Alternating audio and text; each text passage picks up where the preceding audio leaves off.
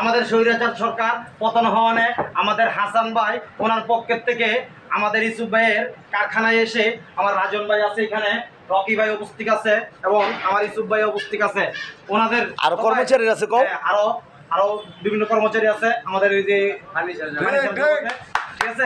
আমাদের সবাইকে আমাদের হাসান ভাইয়ের পক্ষের থেকে আমাদেরকে ঠান্ডা এবং মিষ্টি যা খেতে চাই আমরা শাবাশ, হাততালি দাও। ঠিক আছে? হাই গাইস ধরো, হাই গাইস। এই আমরা কিন্তু ভুক্তভোগী। কেমন ভুক্তভোগী? এই যে ওদের পিছনে যে আমি অনেক টাকাটা খরচ করবো, ঠিক আছে, কিসের জন্য জানেননি? মানে এত খুশি যা বলার বাইরে।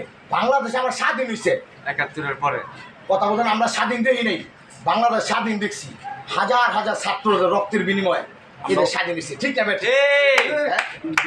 এই জন্য ইনশাল্লাহ আমার পক্ষ থেকে ছাত্র ভাইরা ২০২৪ সালে স্বাধীন করছি।